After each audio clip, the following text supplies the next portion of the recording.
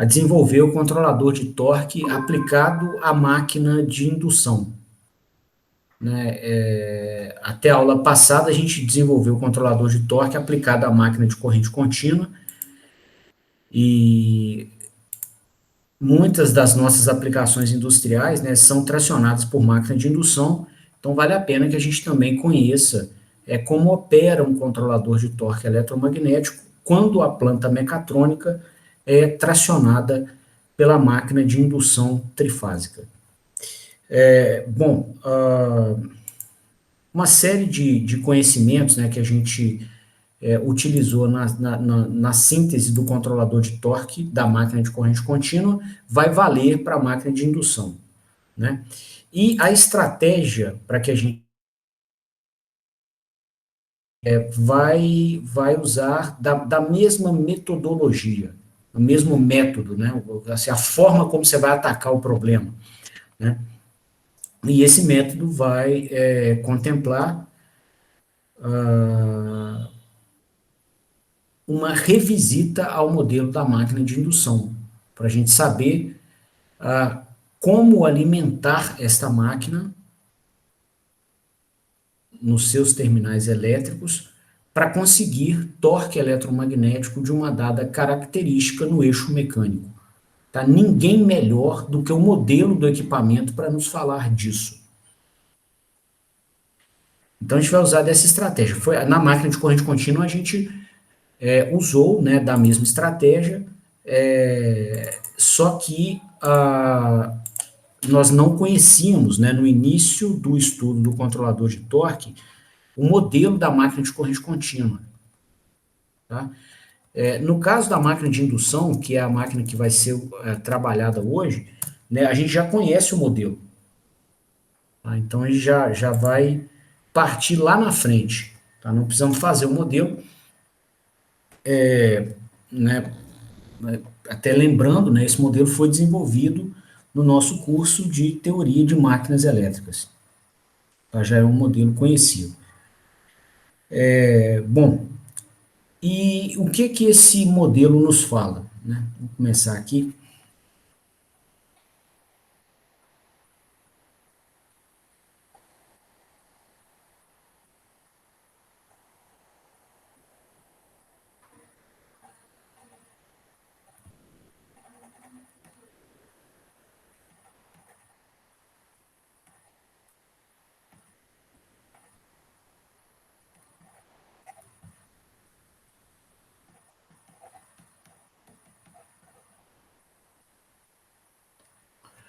Bom, esse modelo nos informa, né, que o torque eletromagnético que a máquina sintetiza, ele é dado, né, por uma constante que envolve parâmetros construtivos, né, geométricos e dos materiais empregados na máquina em questão, tá, indutâncias, volumes, áreas, né, vezes um produto vetorial, tá, do fluxo de estator pelo fluxo enlaçado no circuito de rotor. Tá? Bom, esses fluxos, esses ímãs, né, eles se apresentam na máquina, eles se atraem, né, para poder caracterizar o sinal de torque. Como qualquer máquina elétrica rotativa, essa máquina tem o seu ímã criado, né, desculpa, o seu torque criado por atração de ímãs.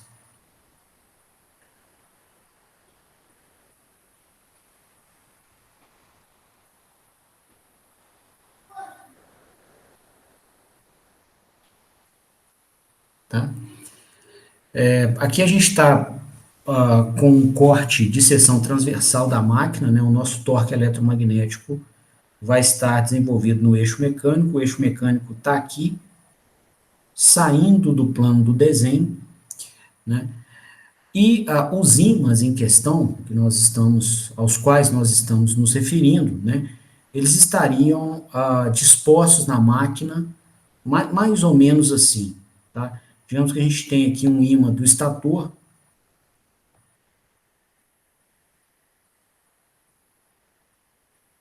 com polo norte e polo sul. Coloca ele um pouquinho maior. Vai ajudar depois no resto do estudo.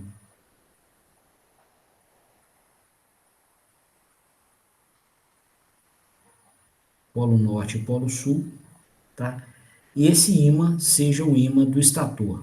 Então, você tem aqui o fluxo do estator, né? E, consequentemente, o fluxo enlaçado nas bobinas do estator.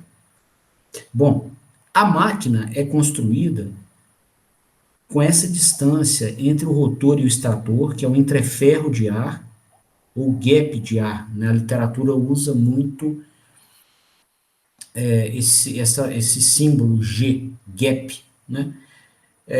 E esse gap de ar é pequeno. Tá? Esse elemento, né, o ar presente entre o estator e o rotor, ele configura a maior relutância do circuito magnético por onde essas linhas de campo vão passar. Tanto o campo vermelhinho, que é esse do estator, quanto o campo magnético do rotor. Como o interferro de ar é pequeno, a máquina é propositalmente construída com interferro de ar bem pequenininho. Tá? Você vai pegar máquinas de 1,4 megawatts com 4 milímetros de interferro de ar, né? Ou máquinas de 1,9 megawatt com 7 milímetros de interferro de ar. Tá? É pequeno mesmo. Tá? E o projeto mecânico disso, inclusive, é muito bonito. É difícil colocar um rotor tão pesado, né, e se movendo, né, a alta velocidade, dentro, né, da casca cilíndrica do estator, com uma montagem feita mediante um interferro de ar tão pequeno. Tá? E com esse interferro de ar pequeno, então, o que vai acontecer? Nós teremos baixa relutância, né, no caminho de ar entre o estator e o rotor, e as linhas de campo que estão no estator, que é esse ímã vermelho aqui, né, distribuído no espaço, né, elas vão se sentir convidadas a chegar no rotor. Você não tem um impedimento magnético muito forte, né? Você não tem um interferro de ar muito grande. Então, você vai ver quase que todas as linhas de campo do estator chegando no rotor, né? O rotor é esse círculo de dentro. Eu vou desenhar, então, um ímã do rotor.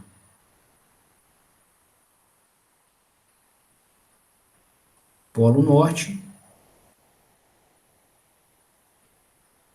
e polo sul. Então, aqui a gente tem um ímã do rotor, né, caracterizado por um fluxo de rotor, né, um fluxo enlaçado nas bobinas de rotor. A gente vai representar aqui em azul. Tá? Eles vão ter uma pequena diferença entre eles por conta do fluxo de dispersão. A gente mostrou lá no curso de máquinas, né? Quando a gente monta os condutores que configuram a força magnetomotriz da máquina. Tá? Digamos aqui que a gente está com um trecho da casca cilíndrica do estator e aqui está o rotor, tá? Aqui dentro. Aqui está o ar. Né? A gente tem os condutores aqui do estator, né? E esses condutores de corrente elétrica, né, se você aplica a regra da mão direita, eles vão criar campo magnético. Algumas dessas linhas saem do estator, atravessam o interferro de ar e chegam no rotor, igual essas linhas de campo que eu mostrei aqui, né? E elas configuram algo que é chamado de fluxo mútuo.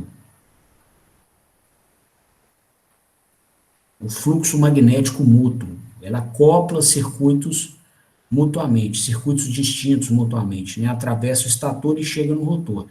E você tem parte das linhas de campo que saem aqui do estator, se fecham pelo ar e voltam ao estator. Esse é o fluxo de dispersão. Tá? Esse fluxo de dispersão, que a gente chamou aqui com esse L minúsculo, remetendo a leakage em inglês, ele é a parcela de fluxo que garante, né, que os ímãs do estator e rotor não serão exatamente idênticos. tá? Você tanto tem fluxo de dispersão no estator, como também tem um fluxo de dispersão no rotor, e que é diferente do estator. Então a gente vai ter aqui no espaço uma leve diferença entre os dois ímãs, até por isso que eu não os desenhei idênticos. São quase iguais, tá? Mas não são idênticos. Bom, esses dois ímãs, né, eles são girantes, né, é igual nós modelamos e analisamos no terceiro módulo do curso de máquinas, né, era o módulo de ímã de campos girantes, né. Então a gente mostrou que esses ímãs precisam girar para que eles não se atraquem. O polo norte do estator não se atraque com o sul do rotor, e aí você perca a capacidade de desenvolvimento de torque. Tá? Então são ímãs girantes, eles têm que girar, tá? Para que você sempre tenha torque. Né? E eles giram, igual a gente viu no curso, com uma velocidade que é proporcional à frequência das correntes elétricas que os sintetizam, as correntes nas três bobinas da máquina.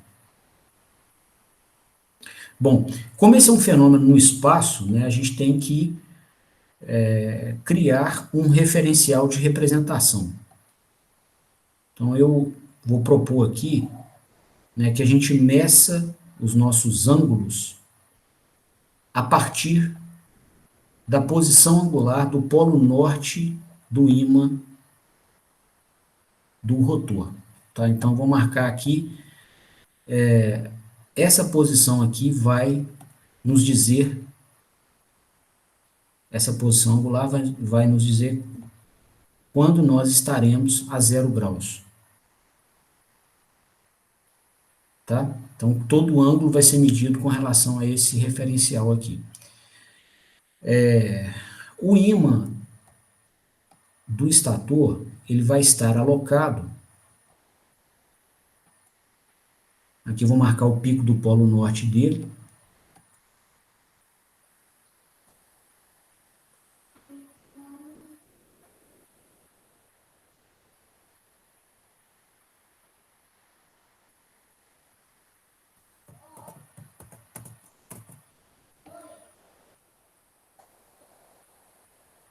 aqui.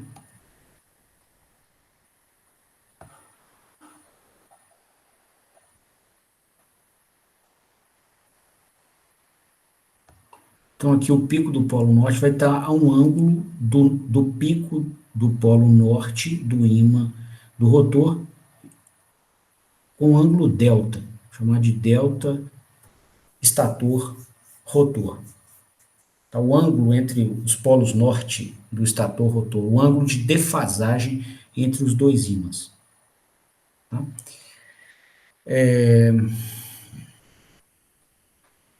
Bom, com essa caracterização feita, tá, dos ímãs, né, do seu comportamento girante e da expressão do torque, a gente pode começar a ver, né, como, ou a explorar, né, esse cenário para ver como alimentar a máquina para que a gente consiga torque com alto desempenho dinâmico. Então volta a mesma história que a gente explorou no contexto da máquina de corrente contínua, né, onde a gente projetou um controlador capaz de atender aos clientes mais exigentes que porventura nós tenhamos parceria, tá? Que são os clientes que nos exigem a síntese de torque em degrau, tá? Ou que varie da forma mais brusca possível. Não seria o degrau, necessariamente um degrau de matemático, digamos, né? Seria um degrau de engenheiro, ou seja, um sinal que sobe de maneira muito brusca, muito rápida, uma dinâmica muito rápida. Tá? Então eu queria fazer com vocês explorações, né, considerando aqui o nosso cenário, que nos respondesse, né, como que a gente poderia alimentar a máquina, qual é a maneira indicada para se alimentar essa máquina nos seus terminais elétricos para conseguir torque variando com alto desempenho dinâmico.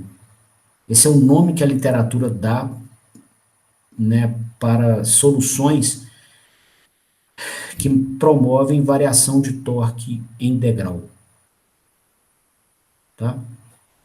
Lembrando também, né, acho que não custa nada, só para a gente mapear a cena toda, né, para a gente não se perder em cálculos. O nosso grau de liberdade, pessoal, está aqui, ó, né, quando eu falo sobre como alimentar a máquina, é como escolher adequadamente os sinais de tensão das três fases.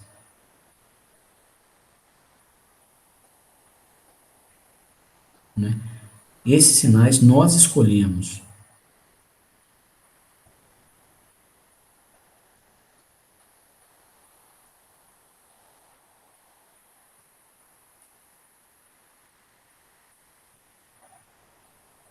Tá?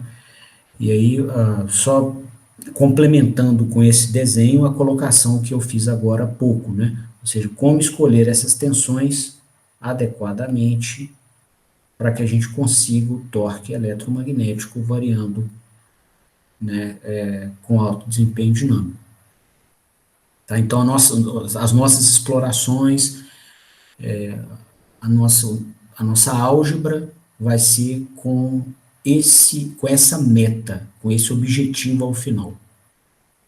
Ok? Falando porque esse é um modelo complicado, né? E é importante isso ficar claro no início para a gente não se perder nos cálculos, certo? Bom, então, recuperando aqui a expressão do torque que a gente mostrou, né? O torque eletromagnético descrito assim, ele, até complementando, né, resulta em um vetor torque, né? Essa é uma operação aqui que contempla o produto vetorial de dois vetores, o resultado é um vetor, tá? E o módulo desse vetor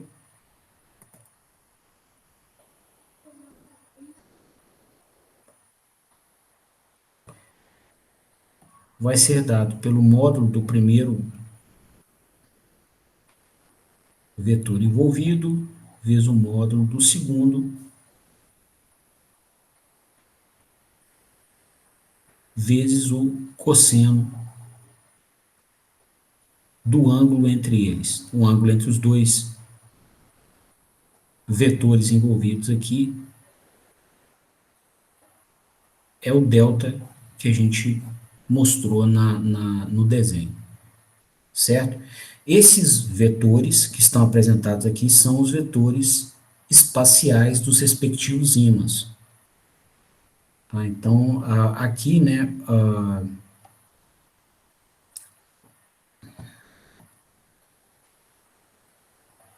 deixando isso aqui claro também, para a gente não se perder nas explicações,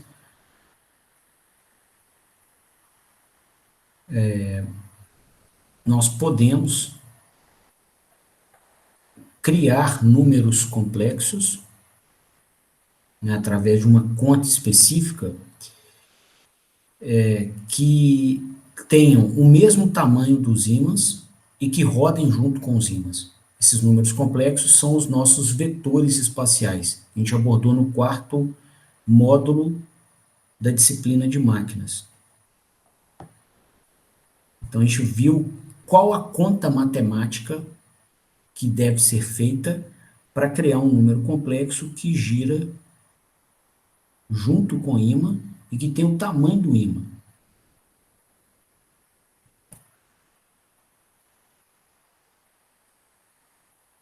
Então, por exemplo, né, se o ímã do rotor tem esse módulo aqui, o vetor espacial de fluxo de rotor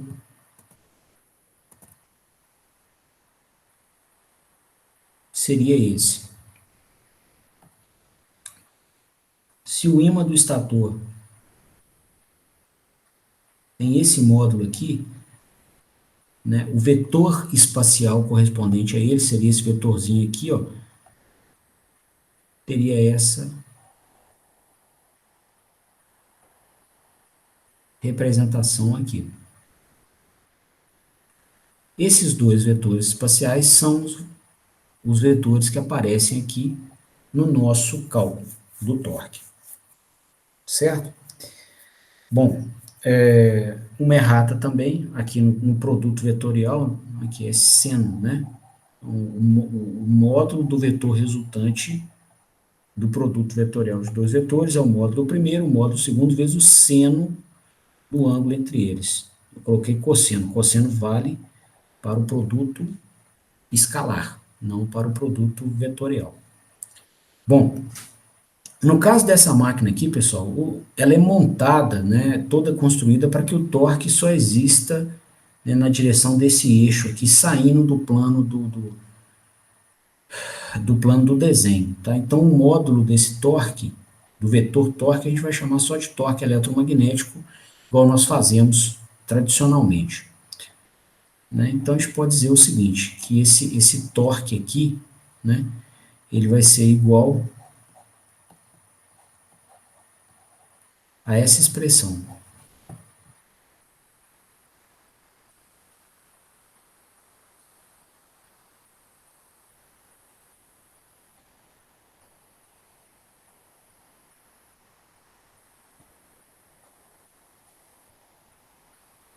tá?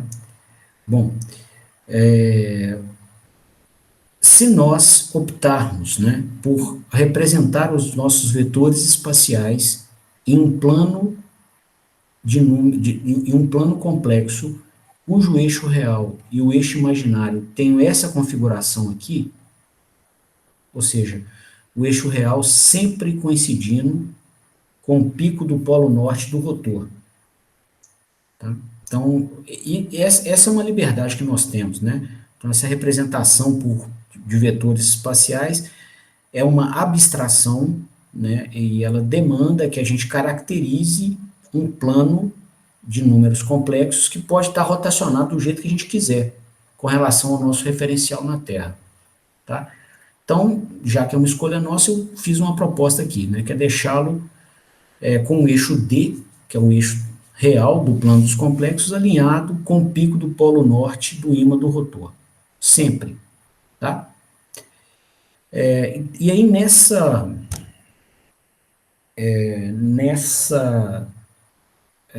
representação, nessa escolha, né, o que a gente observa aqui? Ó? Que o fluxo de estator vezes o seno do ângulo entre o estator e o rotor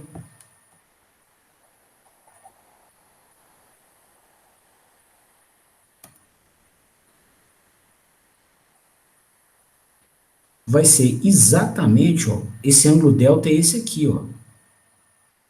Então, o módulo desse vetor vermelho vezes o seno de delta vai dar essa projeção aqui.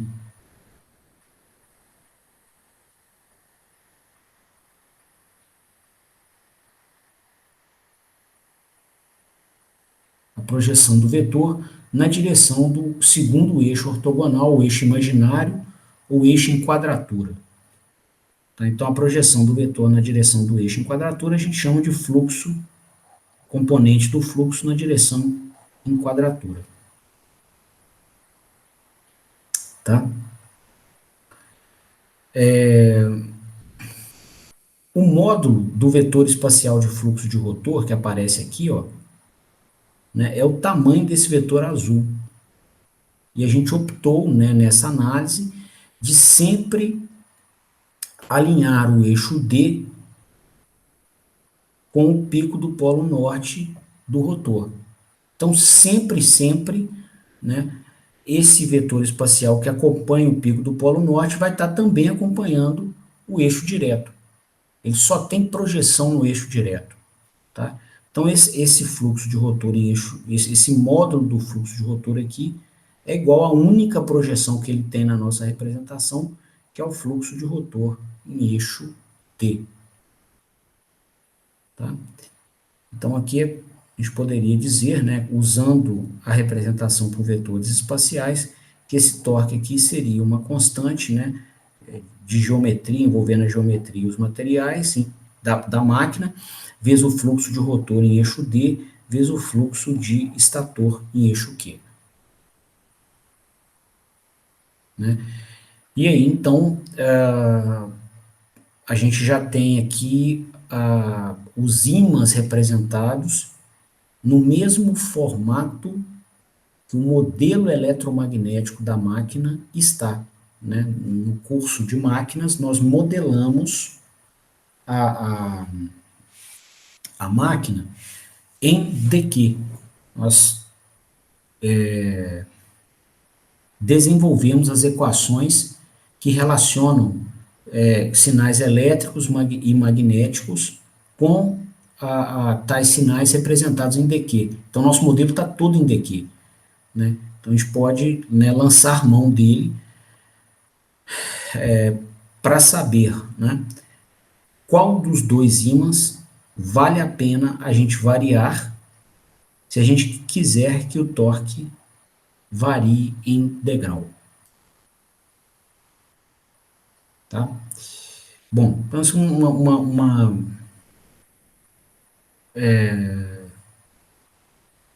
um primeiro avanço, né, na síntese do controlador de torque. Um outro avanço que é necessário para a gente não dissociar essa representação abstrata, né, de que dos ímãs da máquina, que são os elementos que promovem o torque, é o seguinte: esse ímã do estator aqui, ó, agora eu queria caracterizar o sinal dele, do ímã vermelho, tá? Então, esse ímã do estator, né, é um sinal no espaço, né, que vai ter um valor máximo, um fluxo máximo do estator. E ele se distribui cossenoidalmente. Então, vezes um cosseno, né? E é uma cossenoide que passa no pico delta graus depois da posição angular zero. Tá? Então, é uma cossenoide defasada de delta graus. Ok? Então, essa expressão seria uma expressão adequada para descrever o comportamento desse ímã do estator em cada posição angular. Né? Como a gente está fazendo com que a nossa referência de posição mude, ela rode junto com o ímã do rotor, né? O que vai acontecer? O ímã, o valor do campo magnético do estator em cada ponto, tá? Ele não muda. Né? Os dois ímãs giram juntos. Então, como um dos ímãs é o que está dando a referência de medição de posição, o outro ímã, visto desse referencial girante, também não muda com o tempo. Tá? Até por isso que eu não coloquei aqui uma função do tempo, é só do espaço. O valor do campo em cada posição do espaço. Tá? Bom, e aí se a gente se a gente desenvolver essa propriedade trigonométrica aqui, né, cosseno de A menos B, cosseno A, cosseno B, mais seno A, seno B. Então, você teria o seguinte, ó, que esse fluxo do estator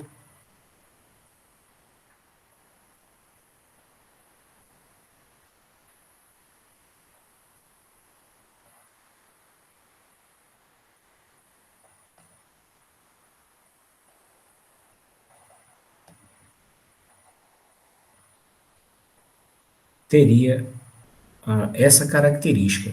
Então, é como se, pessoal, a gente tivesse esse ímã vermelho do estator sendo dado pela soma de dois ímãs distribuídos no espaço. Né? O primeiro desses ímãs teria esse módulo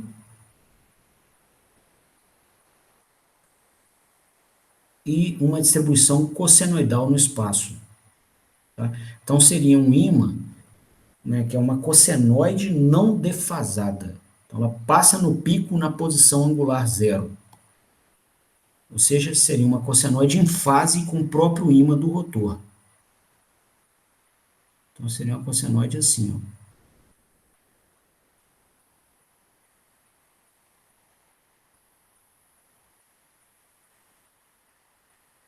Tá? E a segunda cossenoide presente, na verdade, é um cosseno atrasado de 90 graus, ou um seno, né? Então, a segunda parcela desse ímã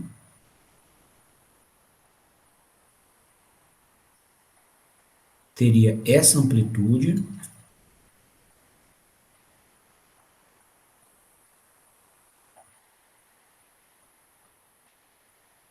com uma distribuição senoidal no espaço, né? Uma senoide passa no pico 90 graus depois da posição angular zero que a gente está usando. Então, seria uma senoide, né? Um sinal aqui, ó.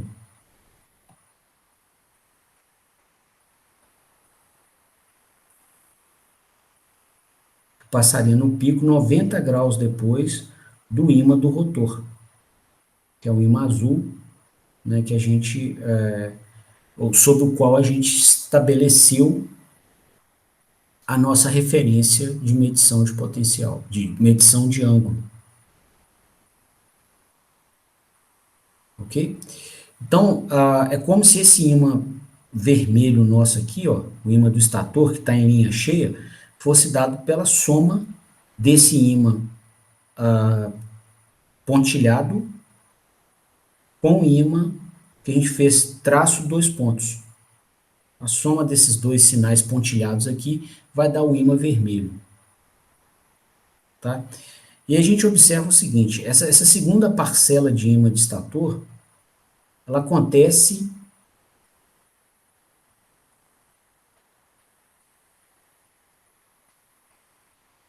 né, uma parcela de ímã que está a 90 graus do ímã do rotor. E essa primeira está em fase. Vou chamar de fluxo de estator primeira parcela e fluxo de estator segunda parcela. Tá? Então, aqui são esses dois ímãs que a gente está somando aqui. Ó. Esse, que é o ímã do estator, a primeira parcela.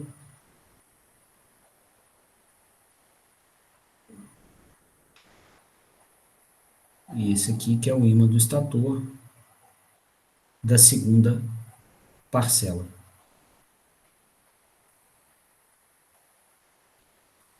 Ok? E o que a gente observa, né, é o seguinte, na síntese de torque, tá, se a gente fosse olhar só ímãs, independente da representação de Q, tá, se a gente estivesse olhando esses ímãs no espaço, para a síntese de torque, ocorrerá a interação entre ímãs ortogonais.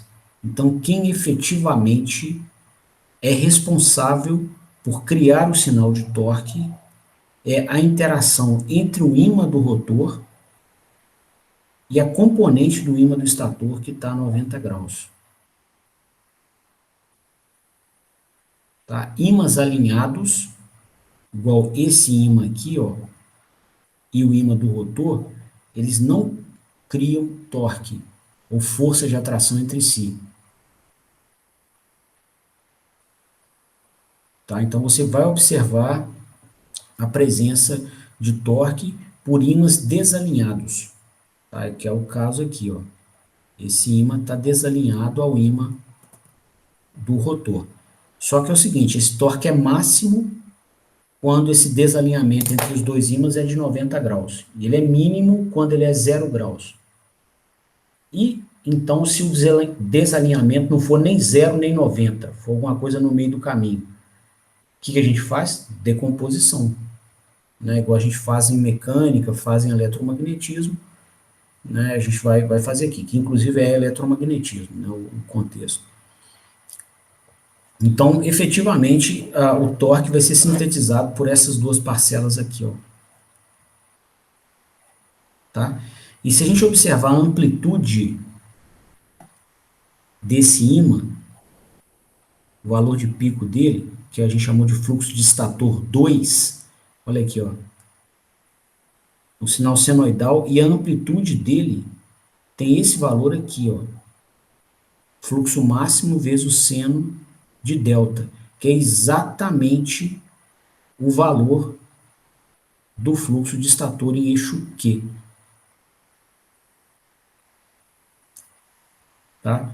Então, a gente observa aqui pela análise dos ímãs no espaço, né, o mesmo comportamento que a gente observou pela análise desses ímãs enquanto representados em DQ, tá? Então, assim, só uma segunda forma de ver o mesmo fenômeno, e eu estou usando essa segunda forma para reforçar ou para verificar se o caminho da modelagem está coerente.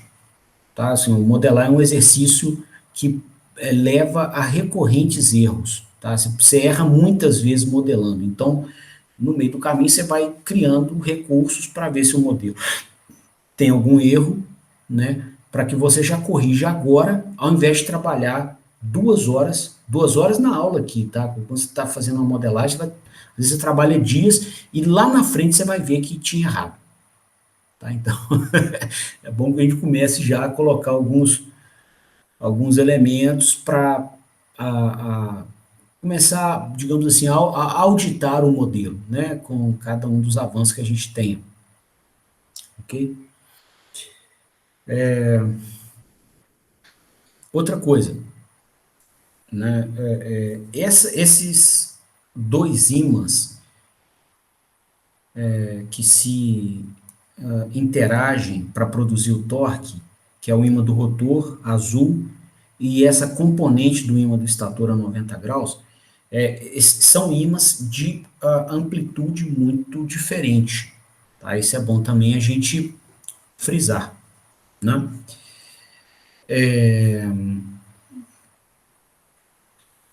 O que vai acontecer? Aqui a gente está mexendo com, ou trabalhando, né, com o ímã do rotor,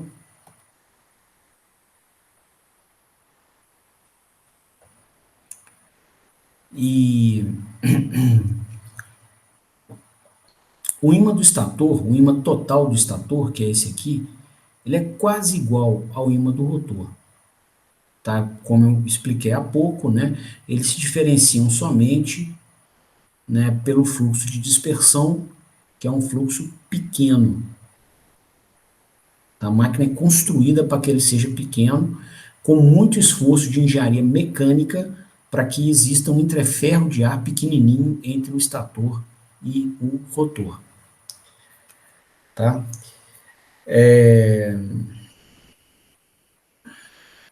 Bom, essa parcela, aliás, um passo antes disso, né? Então você vai ver que o ímã de rotor ele é quase igual ao ímã do estator em módulo.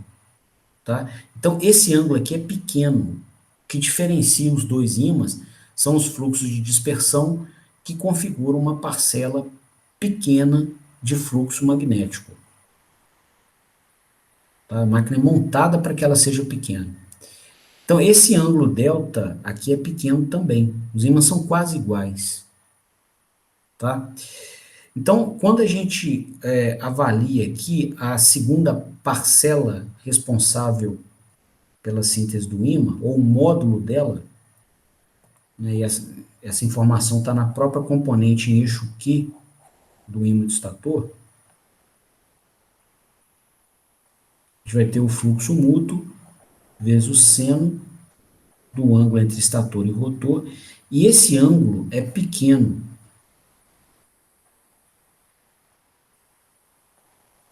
tá? Que os ímãs são quase iguais. Então nós vamos ver que esse ângulo aqui, ó, desculpa, esse ímã, ele também vai ser pequeno.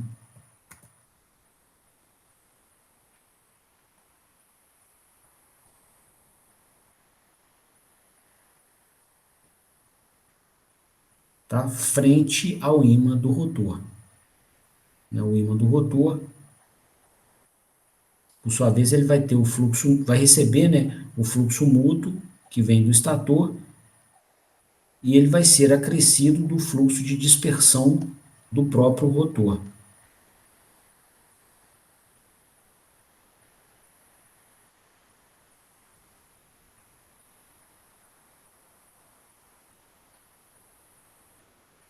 Tá? E esse fluxo mútuo que vem do estator vai ser dado pela indutância mútua vezes a soma, né, das correntes do estator com o rotor. Então, é um campo que é criado pela contribuição dos dois ímãs. Desculpa, dos dois circuitos, do estator e do rotor.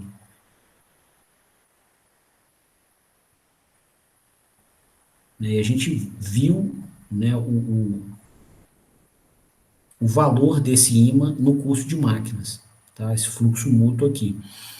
E que é essa parcela. Essa indutância mútua, ela tem um valor elevado, tá? Vale 3 PU, tipicamente. Tá? Então, e essa indutância de dispersão, só para comparação, isso para fim de comparação, ela vale 40 vezes menos do que a indutância mútua. Tá?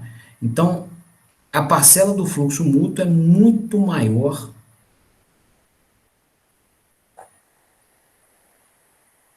do que o fluxo de dispersão.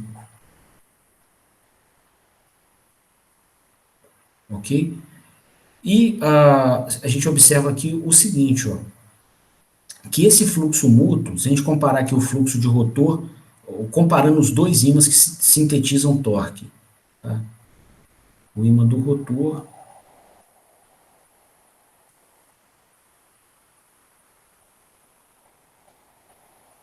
e o ímã do estator em eixo Q.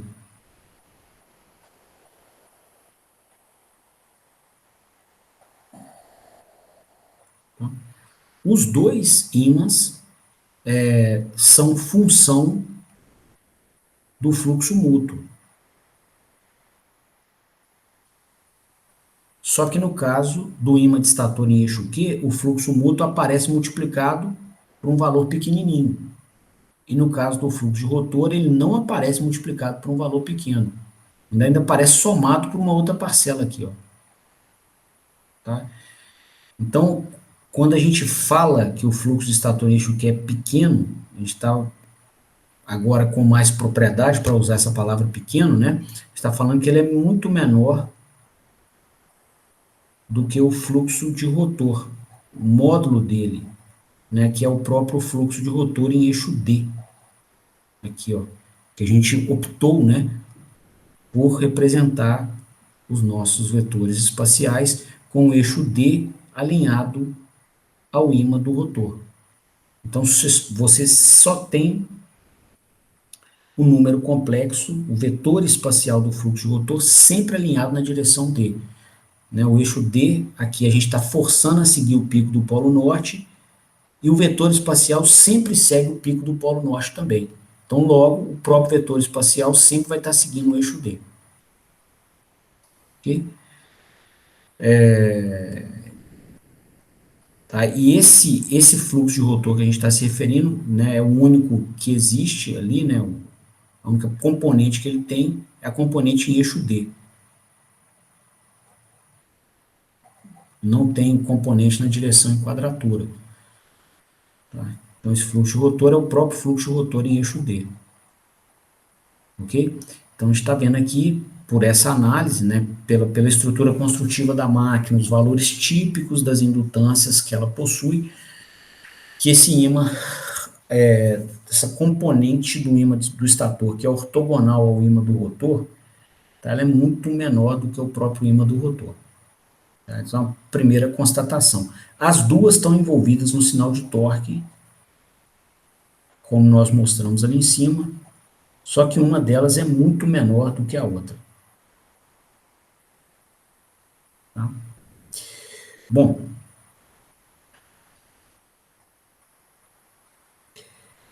Então, dentre as duas, né, tendo toda essa caracterização feita, né, a gente avançou mais um passo para responder a pergunta, né?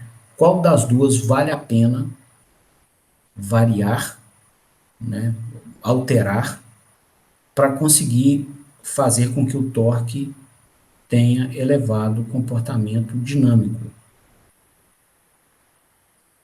né? Bom, então, já que a gente está falando em variar, né, qual que é a forma que nós temos para variar ímãs numa máquina elétrica? Tá? Então, se a gente buscar lá do modelo da máquina, nós mostramos o seguinte: se você representar aqui, né, as tensões trifásicas pelo vetor espacial de tensão, é aquela transformada de Clarke, é uma conta que produz um número complexo, né, associado aqui aos três vetores, né, tensão na fase A, B e C. Era essa conta aqui, ó.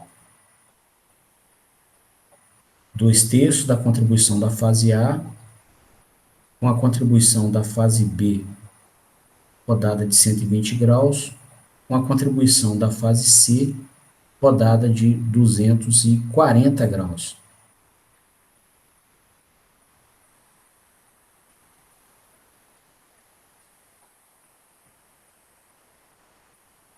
Né?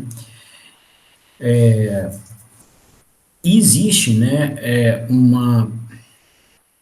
uma parte da modelagem que nós fizemos no curso de máquinas, onde nós estávamos representando todos os vetores espaciais da máquina em um referencial parado, um referencial alfa-beta, né? Então aqui a gente tem, recuperando aqui, ó, um referencial DQ, que é um referencial em movimento, é o plano dos números complexos, do mesmo jeito que o plano alfa-beta. Só que a gente deu a ele a liberdade de se mover do jeito que nós quisermos, né? O plano alfa-beta, ele é um plano de números complexos também, mas restrito a não se mover com relação ao referencial da Terra. Então, o eixo real dele coincide com o eixo magnético da fase A, e o eixo imaginário dele vai estar a 90 graus, e nós vamos dar um apelido para esse eixo imaginário, chamar ele de eixo beta. Tá? Então, houve no curso de máquinas um momento onde nós representamos os sinais trifásicos todos sobre esse referencial estático, o referencial alfa-beta. Foi até um momento que a gente trabalhou com aquela matriz de indutâncias, que era uma matriz grande, de 36 termos, né? E aí a gente representou as relações entre tensões, correntes e fluxos enlaçados, com todos os vetores espaciais representados naquele referencial alfa-beta. E uma das relações obtidas foi uma expressão que modela a forma como a tensão trabalha na variação do fluxo magnético. Foi essa expressão aqui, ó.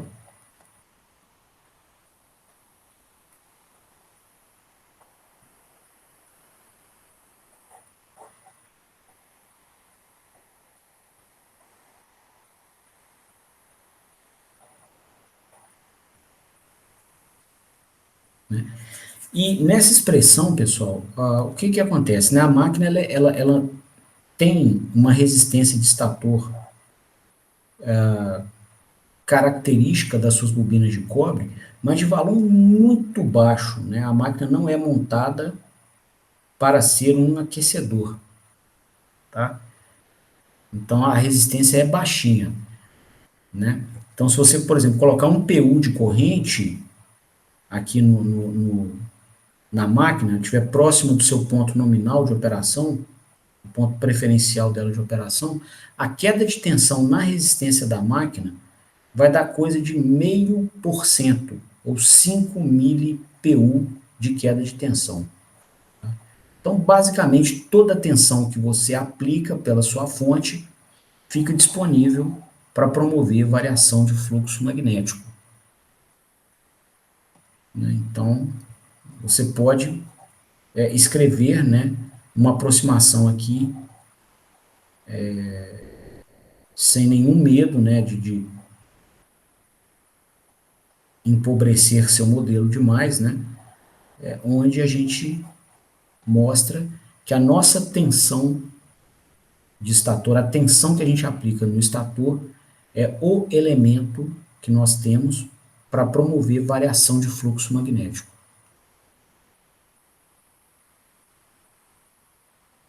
Ok?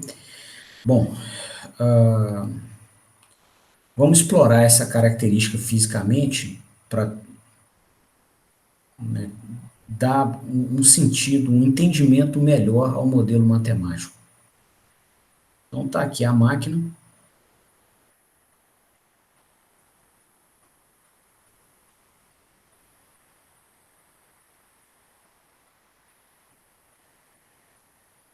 A gente tem aqui as bobinas das três fases, fase A, onde a gente vai impor pelo nosso conversor de energia essa tensão VAS.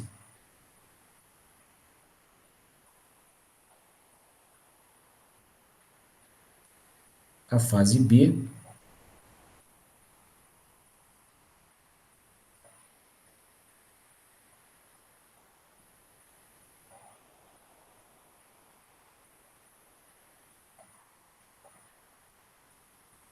e a fase C, né?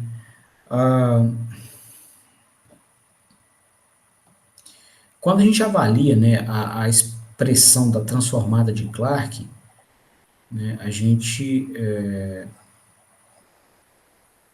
consegue, né, entender melhor o que a gente vai fazer com o campo magnético de acordo com a tensão que a gente escolha aplicar à máquina. Tá?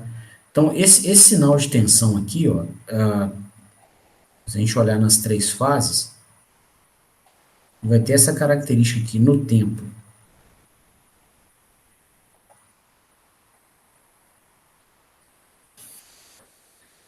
Aqui é a fase A.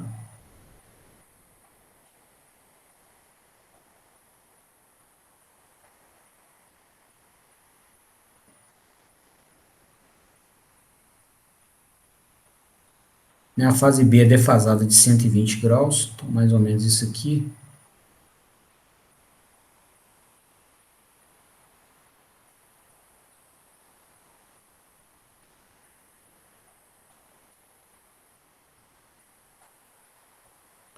E a fase C defasada de 240 graus com relação à fase A. Então, tudo que aconteceu na fase A vai repetir na fase C 240 graus depois. Então, uma passa pelo zero, 180 está aqui, então a fase C começa no zero aqui assim, 240 graus. Mais ou menos isso aqui.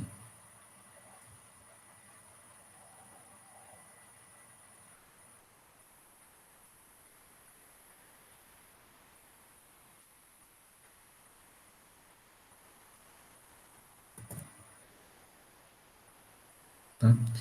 Então, pessoal, quando a gente está nesse instante de tempo, por exemplo, ó, onde a fase A está no seu valor de pico, a fase B e C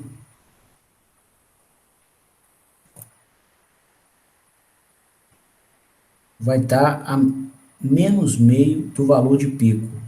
Tá? É uma característica de senoides defasadas entre si de 120 graus. Tá?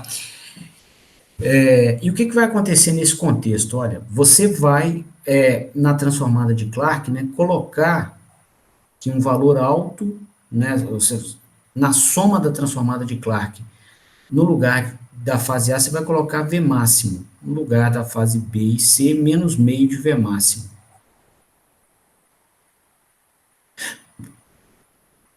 Então, o que você vai fazer, né?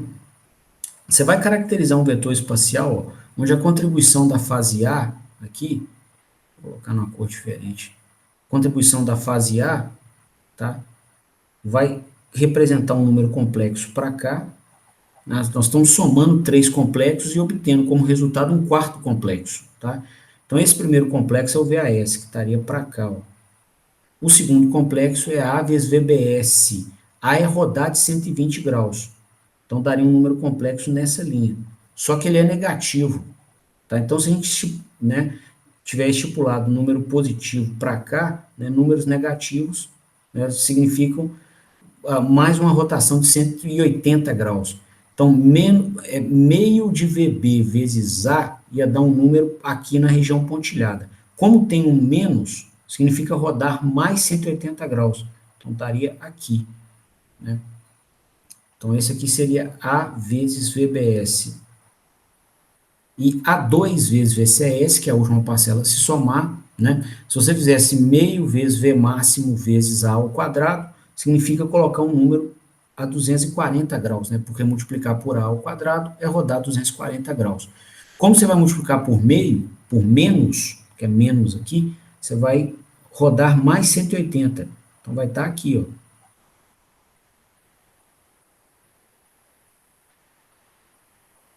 Né?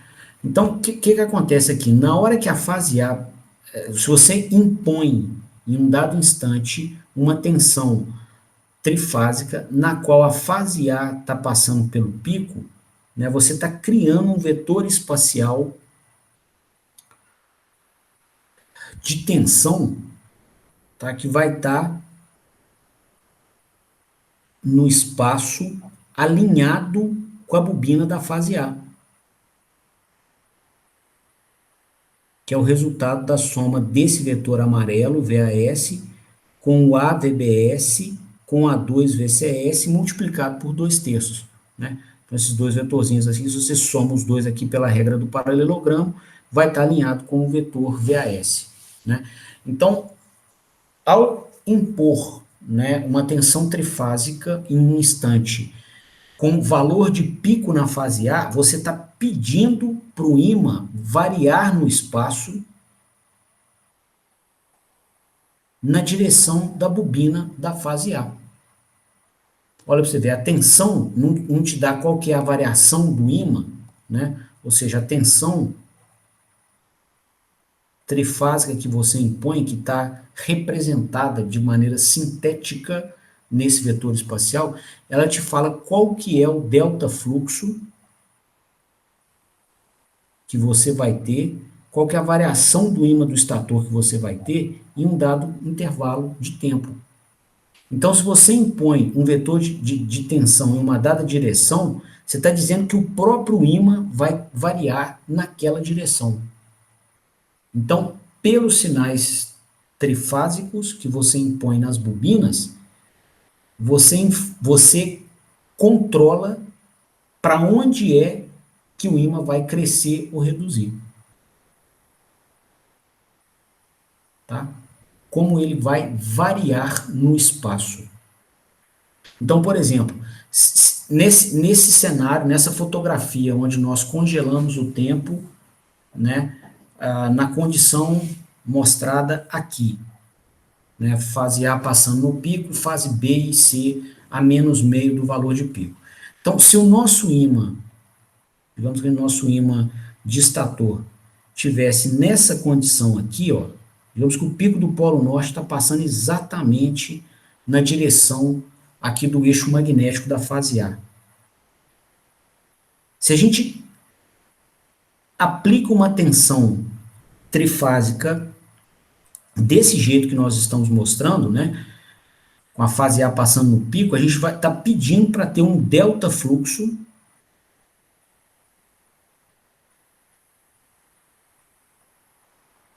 na mesma direção da tensão. Olha aqui, a única diferença entre a variação de fluxo e a tensão é uma constante, que é o tempo que você está aplicando a tensão trifásica naquela configuração. Então, são dois vetores paralelos. Ó.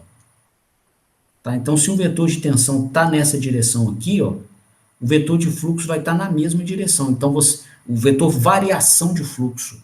Então, você vai pedir uma variação do fluxo nessa direção. Então, se o próprio fluxo nesse instante está aqui e você aplicou a tensão nessa mesma direção, você vai fazer com que ele cresça para cá, assim, tá?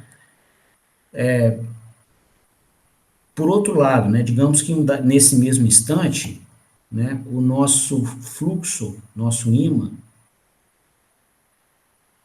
estivesse aqui, polo norte e polo sul, né? Quando, então esse aqui é o nosso fluxo de estator, né? Desculpa, esse aqui é o fluxo no espaço, esse aqui é o vetor espacial de fluxo de estator, o fluxo de estator em alfa beta, né? Tá? A conta da transformada de Clarke, ela é feita justamente para a gente conseguir criar um vetor que anda junto com o ímã que ele representa. Então, se o polo norte do ímã estiver aqui, o próprio vetor vai estar aqui também, né? Então, se a gente aplicar uma tensão trifásica desse jeito que nós exemplificamos, nós vamos pedir para que a variação do fluxo seja na direção da tensão, o delta fluxo, né? Então, se o ímã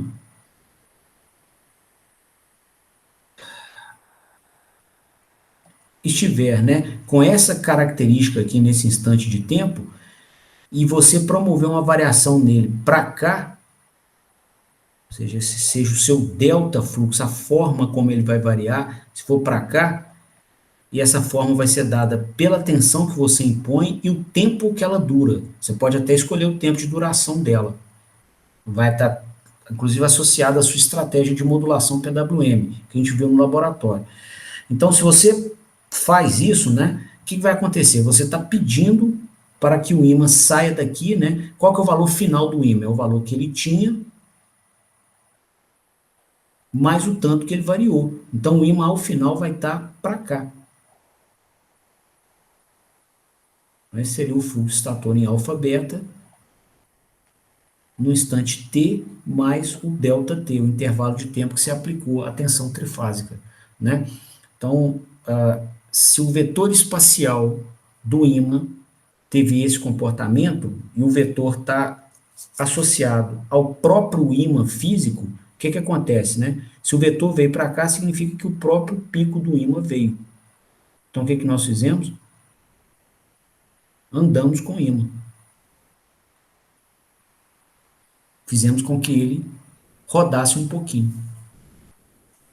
Tá? Então, a imposição de tensão trifásica, né, ela nos garante que a gente é capaz de variar o ímã do jeito que a gente quiser na máquina. É o que o modelo da máquina está nos ensinando aqui. Ó. Nossa modelagem está nos mostrando isso de maneira bem clara. Tá? Nós temos a liberdade de escolher a tensão trifásica que nós quisermos, e a escolha dessa tensão trifásica dita em que direção do espaço o ímã vai variar. Ou crescer, ou reduzir, ou rotacionar crescendo, ou rotacionar reduzindo. Tá? Se em um dado instante, por exemplo, a gente quisesse que o ímã crescesse na direção da bobina da fase B, digamos que fosse relevante para a gente, né, por alguma ação, por algum comando do controlador, por realimentação de estados, né, que o ímã crescesse na direção da bobina da fase B. Então a gente quisesse um delta fluxo, né, para cá, ó. Manda manter esse delta fluxo em verde. Digamos que a gente quisesse crescer o fluxo na direção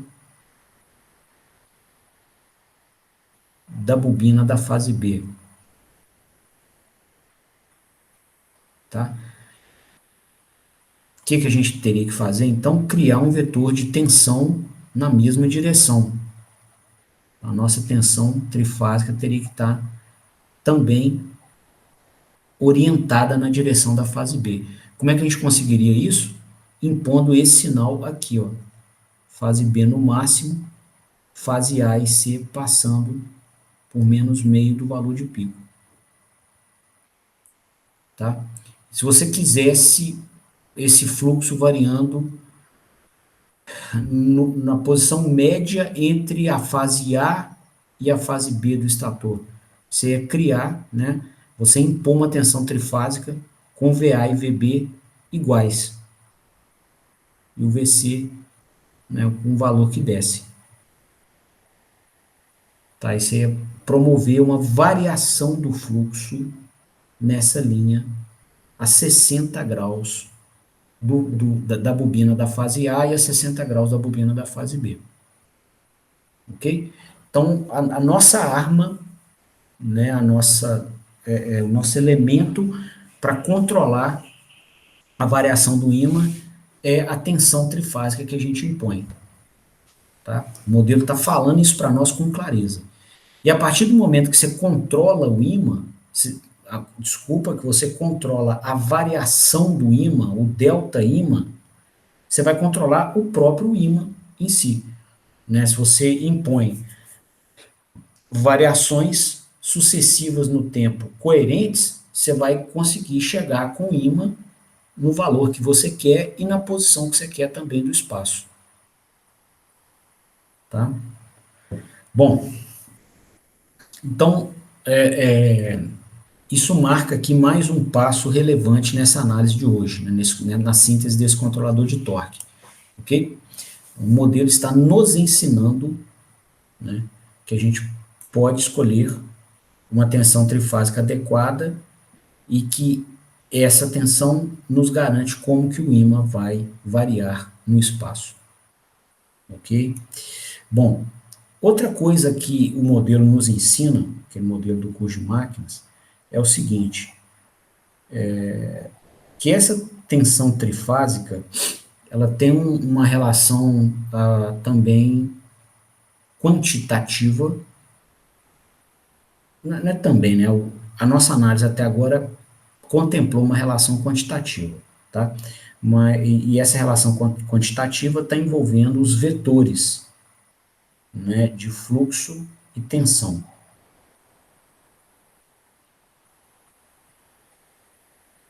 E dentro dessa relação quantitativa, a gente pode caracterizar uma relação entre os módulos desses vetores, né? Que é a seguinte, ó, essa igualdade que a gente obtém aqui do modelo da máquina nos diz que que um módulo desse vetor é igual ao módulo desse aqui, ó. Tá?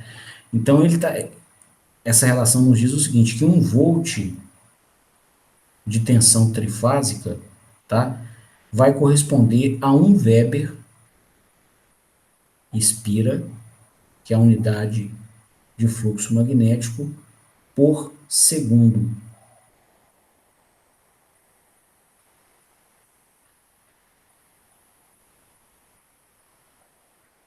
Tá? Então quer dizer o seguinte, para cada volt de tensão trifásica que você impõe uma dada direção, você vai fazer com que o ímã varie de 1 Weber espira por segundo naquela mesma direção.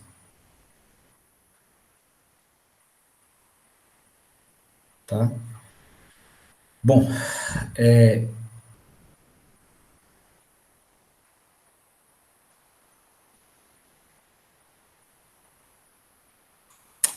se a gente então recuperar a expressão do torque aqui e usar desta nova informação para caracterizar, né, variações de torque, que é inclusive a diretriz que está guiando o projeto do nosso controlador. Né? Nós estamos procurando aqui um controlador que nos ajude a variar o torque da maneira mais brusca possível. Né? E a gente viu que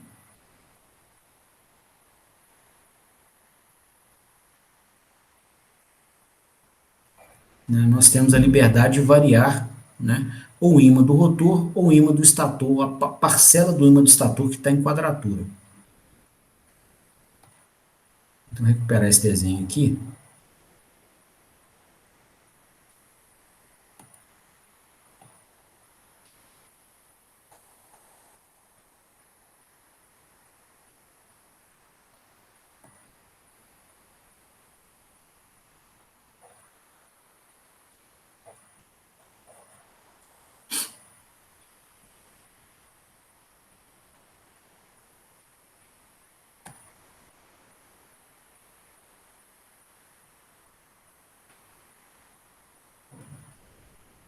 Então, aqui a gente tem o fluxo de rotor em eixo D,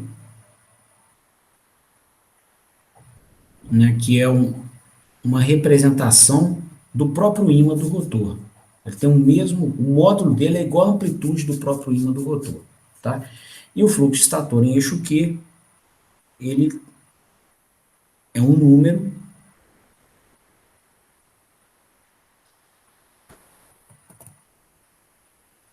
cujo módulo é igual à própria amplitude da componente do ímã do estator a 90 graus do rotor. A gente chamou de componente 2 do fluxo de estator, tá? Então tá aqui. Bom, essa questão, pessoal, de DQ ou alfa-beta, tá? Só se refere aos referenciais matemáticos que a gente está usando para representar os ímãs. Mas são os mesmos ímãs, ok? Então, estou comentando porque, ora eu estou tratando dos ímãs em DQ, ora em alfa-beta, né? Isso pode causar confusão. Eu só estou mudando o referencial de representação. Tá igual a gente faz, por exemplo, em robótica, né? Tem aquelas matrizes de rotação para, por exemplo, fazer estudos de cinemática na robótica. Tá? É o mesmo manipulador robótico, você só está representando um referencial assim, um XY assim, ou um XY assim rotacionado.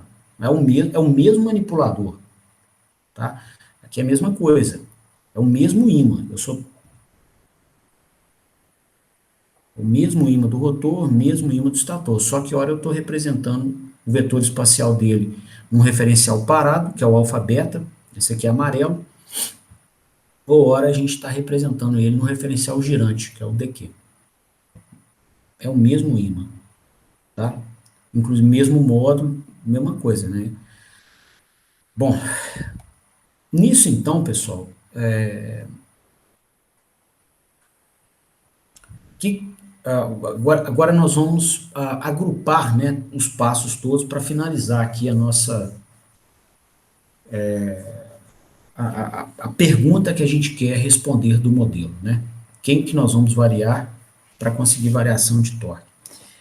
Então, o que que acontece aqui? Nós lá em cima também vimos, né, que o fluxo de rotor em eixo D, que é o fluxo rotor inteiro, é muito maior do que o fluxo, do que o outro ímã que interage com ele,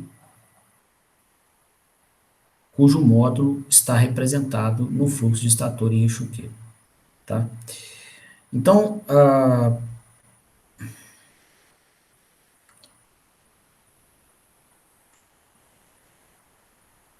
digamos, né, que a gente queira promover uma variação de torque num contexto onde esse fluxo de rotor em eixo D aqui vale, por exemplo, 1 Weber espira. E esse fluxo de estator em eixo Q, que é bem menorzinho, tá, vale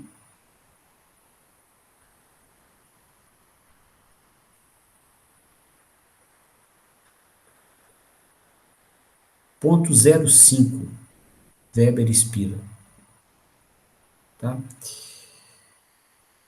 Bom, se você, digamos o seguinte, o nosso controlador por realimentação de estados mandou o comando de torque, né, foi o que a gente estava estudando no último módulo. Ele mandou o comando de torque, a gente tem que escolher se a gente vai variar, qual dos ímãs nós vamos variar, ou se variaremos os dois para conseguir, né, atender o comando de torque do controlador. Digamos que a gente queira atender esse comando de torque mantendo o fluxo estator em eixo Q constante e variando o fluxo de rotor em eixo D. Né? Então, digamos que você use para isso um comando de tensão de 1 volt, só para ficar mais fácil o raciocínio, e a mesma ideia pode ser extrapolada, né, para sinais de tensão com mais volts. Né? Então, digamos então que a gente alimente a máquina aqui com uma tensão trifásica, tá, de 1 volt na direção do fluxo de rotor em eixo D, ou seja, a gente tente variar o torque variando-se o fluxo de rotor em eixo D. Ou seja, tem que variar o ímã do rotor que está nessa linha do espaço aqui. E muda o tempo inteiro, é um ímã girante. Então, nessa fotografia, ele está nessa linha do espaço aqui, ó, no eixo D. Então, se você, né, aplicar uma tensão, se você quiser variar o ímã do rotor, você vai ter que crescer o ímã nessa direção, o próprio ímã do estator, tá? Lembrando aqui, o ímã do estator e o ímã do rotor são quase iguais, então quando você cresce o ímã do estator, quase todas as linhas de campo vão acabar chegando no rotor também, tá? Então, ao promover, né, tensão, ou aplicar tensão no estator, você promove variação do fluxo do estator, de carona, você vai promover variação no fluxo do rotor também. Quase iguais, tá? Então, se você quer promover uma variação no ímã do rotor, seria sim conveniente aplicar um vetor trifásico de tensão de estator nesse sentido.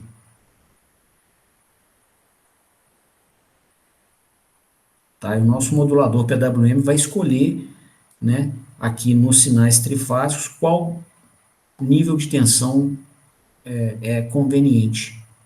Tá? Bom, e aí, ao fazer isso, né, o que nós observaremos aqui? Né? Que esse fluxo de rotor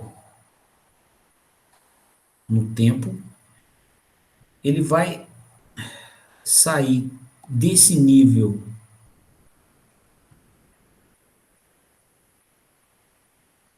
de 1 Weber, tá?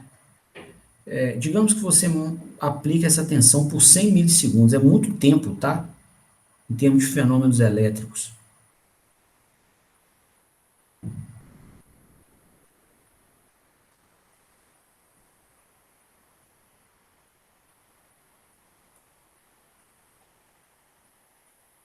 Então ele vai sair desse nível e vai subir, né?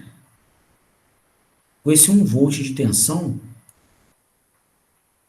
ele vai subir 1 Weber em 1 segundo. Como nós estamos com 100 milissegundos, ele vai subir o quê? 0,1 Weber. Então ele vai sair do nível 1, que é o que ele tinha, e vai subir 0,1 Weber nesses 100 milissegundos. Então ele vai chegar a 1,1 Weber espira. Tá? Se você, ao invés de aplicar o vetor de tensão, de escolher uma tensão trifásica que fizesse o ímã variar nessa direção, você escolhesse, né, uma tensão trifásica que fizesse o ímã variar nessa outra direção aqui, que é a direção do outro ímã, né, o que aconteceria?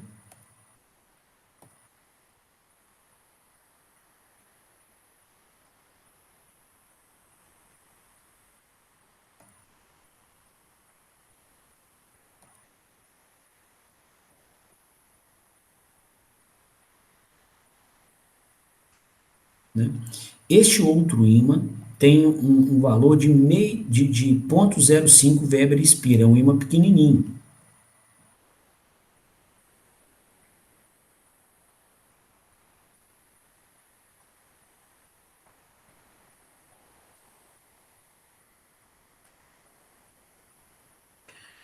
Só que, como a máquina é toda simétrica, né, esse mesmo volt de tensão faz o ímã variar da mesma quantidade, 1 Weber inspira em 1 segundo. Então, se a gente mantiver essa tensão aplicada durante 100 milissegundos, foi a hipótese nossa aqui, né? Se em 1 segundo o ímã variaria de 1 Weber inspira, em 0,1 segundo ele vai variar de 0,1 Weber inspira. Então ele vai sair de 0,05 até 0,05 mais 0,1. Ele vai para 0,15.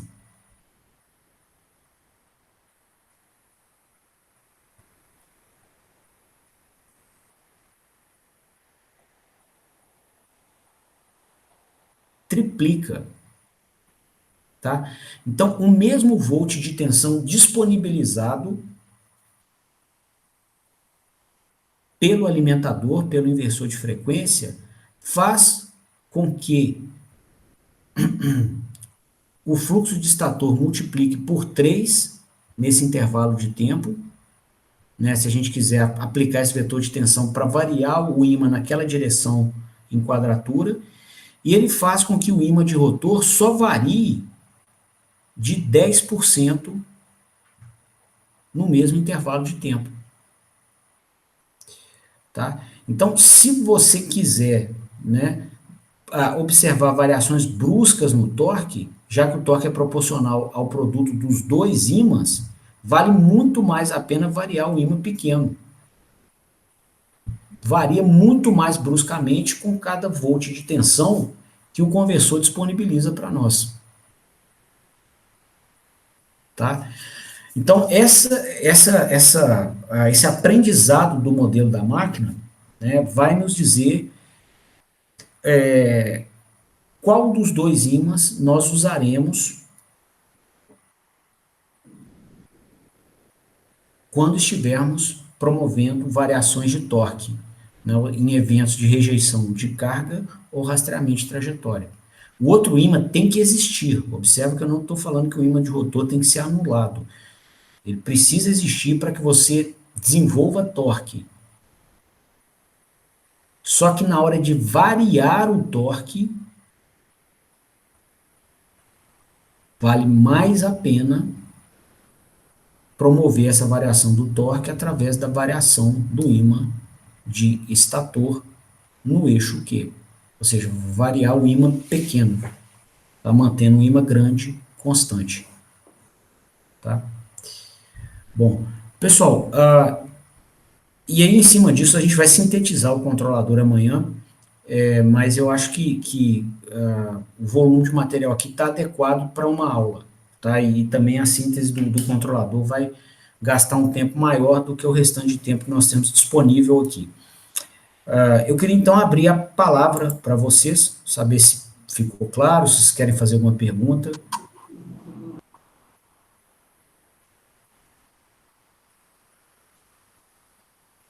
Então tá. Bom, se está ok, então eu agradeço a presença, queria desejar a vocês uma boa noite, bom descanso, e a gente se vê amanhã de novo às 21 horas. Beleza? Valeu, Léo. Obrigado. Boa noite para vocês, moçada. Valeu.